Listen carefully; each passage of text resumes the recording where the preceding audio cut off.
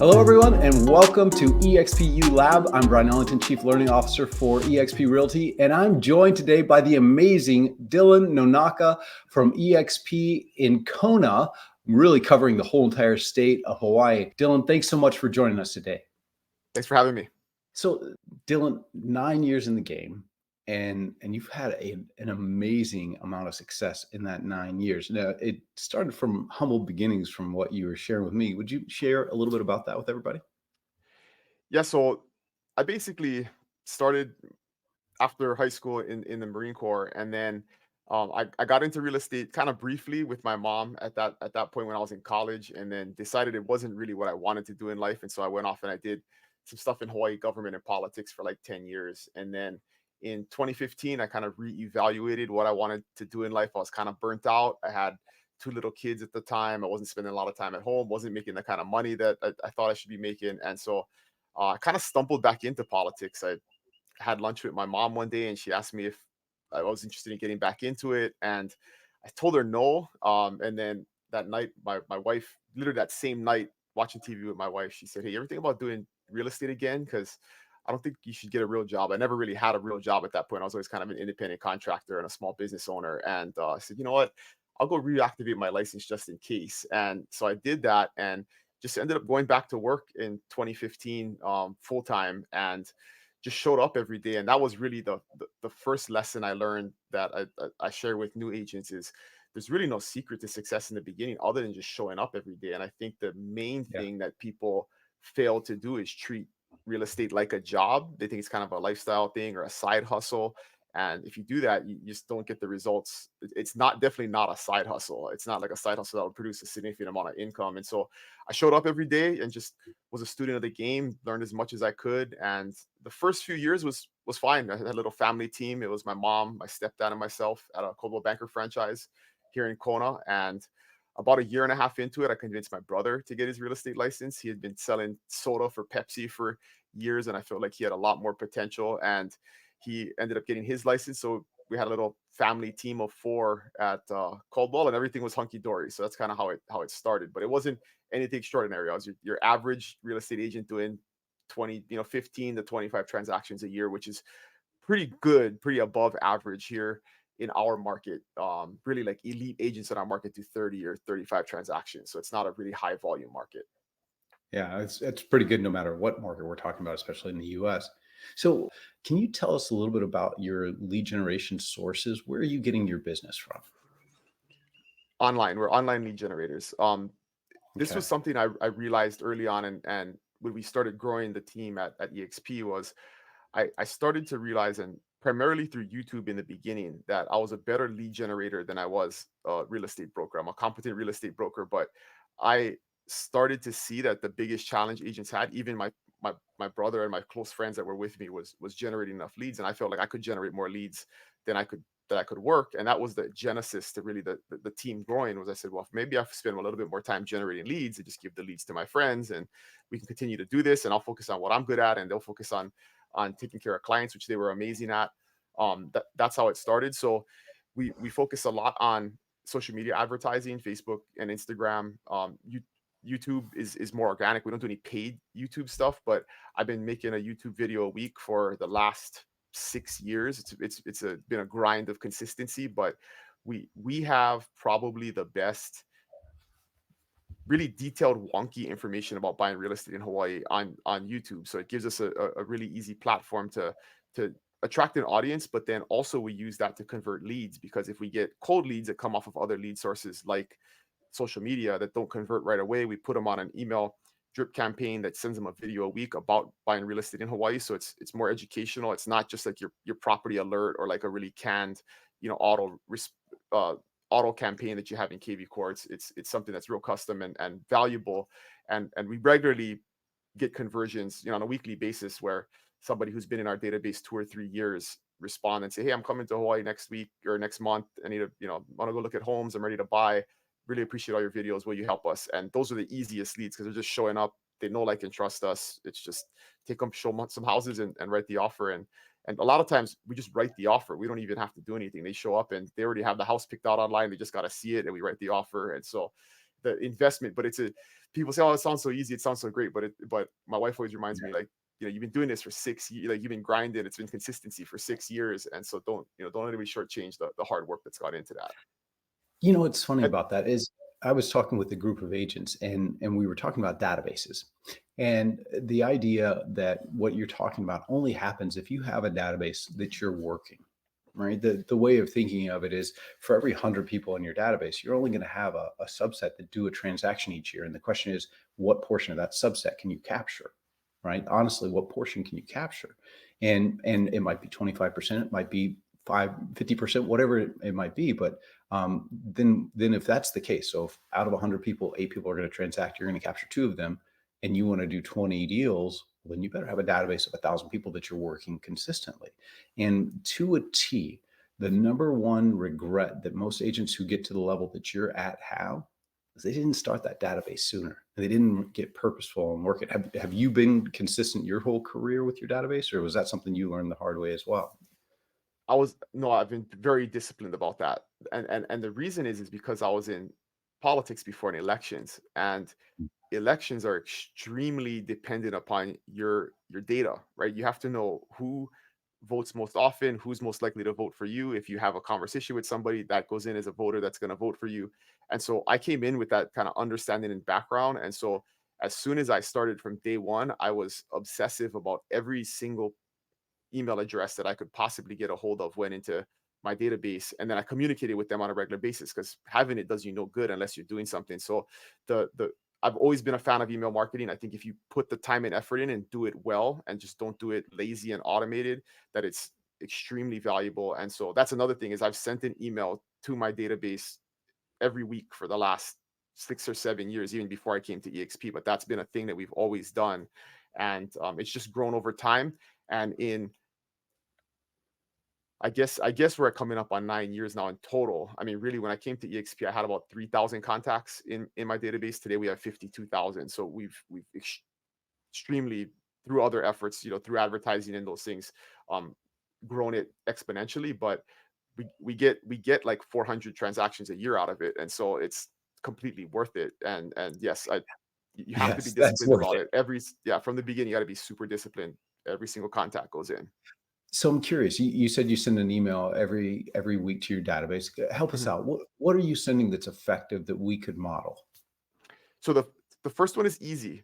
One Okay. week a month is a market report, guaranteed, right? I mean, that's you should be sending a market report out every single month. So that's an easy one. You don't even have to come up with any content.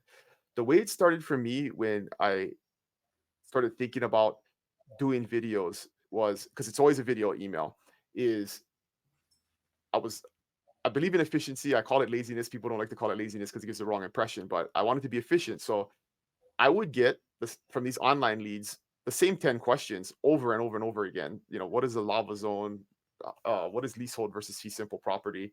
And I thought to myself, it's getting really old, like writing an email back every time or having a conversation and repeating myself. What if I just do a video and send the video to them so they can just watch a video on the topic? And so I started researching doing video, and then I saw online, hey, you got to be, if you want to have uh, the algorithm that treat you well, you got to be consistent. So I said, okay, if I do a video a week, that seems reasonable. And I started a spreadsheet, and I just started writing down a topic that I could talk about Hawaii real estate. And I came up with 50 topics. And I was like, well, that's a year's worth of content if I add in a market report every once a month. And so that's how it started. Was I just shot a video, and this is something everybody can do. Everybody on a daily basis has conversations about their local real estate market, about quirks in your real estate market, about neighborhoods that you know about.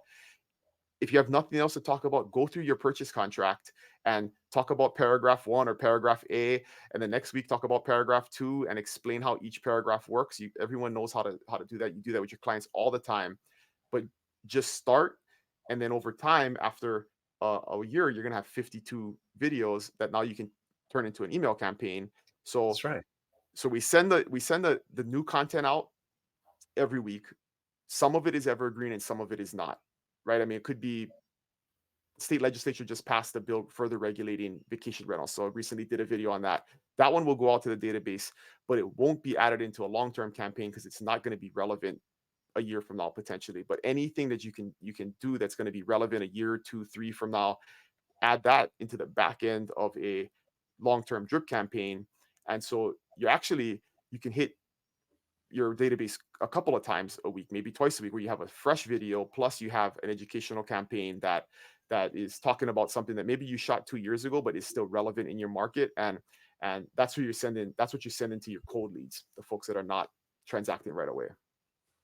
Yeah, it's kind of funny, tell me you're a realtor in Hawaii without telling me you're a realtor in Hawaii, sending information about what a lava zone is. Something I've never had to do here in Austin, Texas. It's That's amazing. correct. But your point is well taken. What I've always said is your next video is in your sent box, right? You are answering these questions on a regular basis. And there's this great book called Made to Stick by the Heath brothers. And they talk about this concept of the curse of knowledge, right? It's the things that we know that we just assume everybody else knows. And so we kind of paralyze ourselves sometime with what do I say? What do I say? The most mundane things that you think are mundane about real estate, other people just don't know. The most mundane things about your area that you think are mundane, most people don't know. And so sharing that with the world is content. And just to your point, part of the reason you do content is to do content on a regular basis so that the algorithms that control our lives recognize who we are and put us out in front. Thanks And for you sharing never that. I know, and appreciate you it. never know what's going to hit. Like one of the interesting lessons of this whole journey has been my second most viewed video after Lava Zones. So Lava Zones is number one. Number two is about tiny homes. I sat down with a guy and I did an interview with the guy who builds tiny homes, and that video has probably generated more business for us and for him than anything else we've ever done in terms of advertising, because there's a fascination apparently in America with living in a tiny home in Hawaii. So, but that was just a result of, I'd always get questions about, can you do this on a tiny home? Can you do that on a tiny home? And I'm like, this is so complicated. So I just called the guy that builds them, and we sat down, did an interview at his shop. And it's been probably the video is probably 4 years old and has tens of thousands of views on it. It's crazy. So Yeah, knowing who your customer is really matters, and being able to serve the underserved is a very good way of getting yourself out there. Um, so when we talk about this, it's interesting. I had this great conversation with one of our new Elevate coaches, Levi Laxon, mhm. and what he shared was, I think, what you were just saying, which is he does YouTube content for the area that he lives in Dallas, and he talks all about the various communities, and just regularly is putting that content out there. And we were talking about this whole NAR thing, and he's not sweating it at all, because to your point, when he gets calls from folks who've been watching his videos, they treat him like, he's one of the family. They know him, so to speak, even though they Mhm. never talk to him. They know him, they trust him. And it sounds like that's your experience as well. So that's the mantra I've been preaching over the last 3 or 4 months is our goal as agents has to be create clients in our community that we don't know exist. Right. We Yeah, have to be reaching people on a mass basis. We have to be building credibility. We have to be providing value to people in our community via social media, via YouTube, via advertising. And so you get the call that you want to have, and the discussion you want to have is not, do I have to pay you 3%? It's, are you taking on new clients? Right. You got to create a situation where people are calling you saying, are you taking on new clients? When they're asking that question, they don't care how much it costs, right? They're prepared to pay. You've already won their business, and it makes the conversation about compensation a lot easier. that's right. And by the way, newer agents listening to this, they're not asking how many homes you sold. You're seen in their eyes as such the market expert. They just assume you're selling thousands and thousands. Yep. So great advice there. All I right. So I don't do just sold or just listed posts. Nobody cares. But if you look at my yeah, social media, like there's no like nobody's ever asked me, how many homes I've sold. But they know in my market, I run into people at the grocery store, at the TSA line all the time. They're like, "You're the real estate guy, right?" They know who I am in my community. My wife says you got to be the mayor of real estate, right? Like you got to create like you're running for office, right? You got to be gaining that level of credibility with folks, and being familiar. that's funny. I've heard that same advice before, and with you in particular, with your background in politics, that makes all the sense in the I'm just world. running. I'm just running to get elected your realtor. That's all I'm doing. That's right. Vote for me. All right.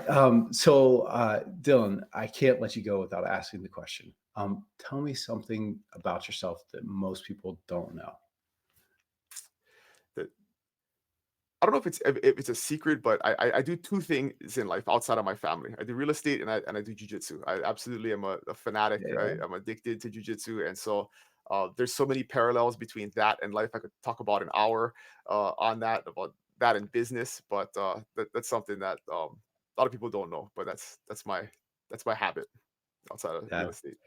an amazing art. And by the way, if you're not familiar with Brazilian Jiu Jitsu, it's one of the most effective and yet non lethal arts out there. An amazing art.